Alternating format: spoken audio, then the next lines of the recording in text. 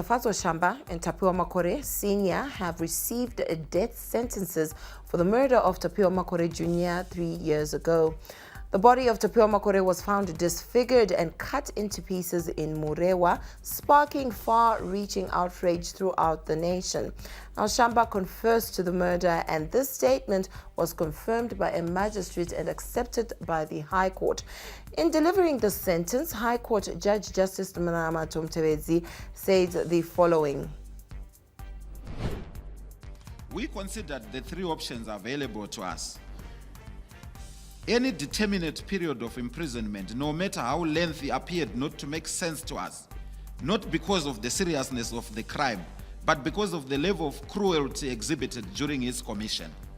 If the accused had only murdered the boy and left it at that stage, we were prepared to blend our sentence with a measure of lenience. The High Court has nullified Saviour Kasukuwere's nomination as a presidential candidate for the August 23 harmonized election.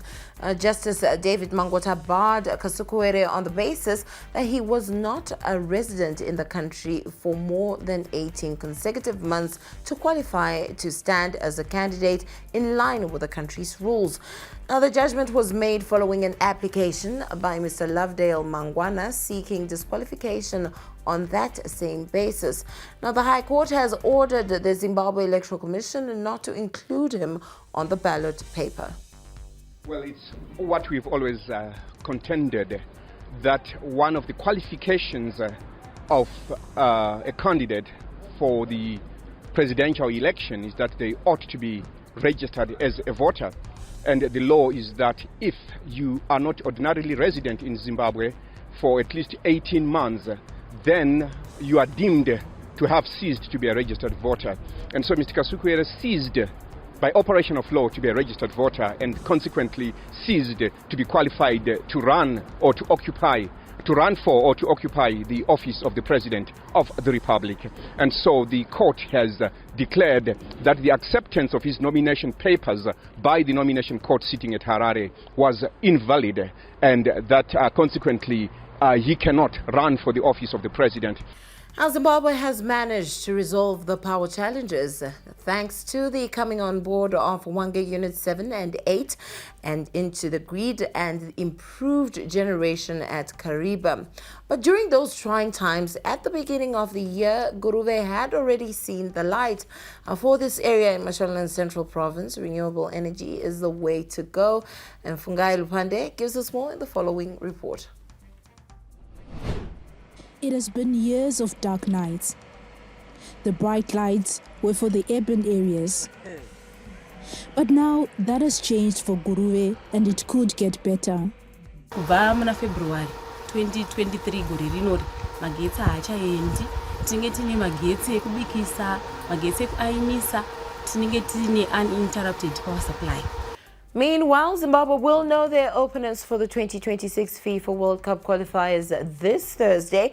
The official draw of the 2026 FIFA World Cup African qualifiers will be conducted on Thursday, the 13th of July in Abidjan, Côte d'Ivoire. For the draw, the member associations of the Confederation of African Football, CAF, will be divided into 9 groups. Now, the draw will feature 6 pots based on the June FIFA ranking, with Zimbabwe placed in 4, and winners of each group will automatically qualify for the 2026 finals to be hosted by Canada, Mexico, and the United States. The 4 best runners-up from the groups will play in a CAF playoff tournament, with the winner of the CAF playoff playing in the FIFA playoff tournament. The Zifa Normalization Committee Chairman, Lincoln Mutasa, has called for unity of purpose among the football stakeholders to get Zimbabwe back in the groove following the long-awaited lifting of the country's suspension by FIFA. The previous executive had started a FIFA sort of recommended process of doing job evaluations and things like that. And that could be a starting place for us to start from. You know, just carry on. I don't think we're really going to start on a totally clean plate. We're going to build on the foundation that those who have been before us have actually done. I believe there are certain critical posts that might be more permanent than us. Like we're saying, we're actually coming in to an existing secretariat.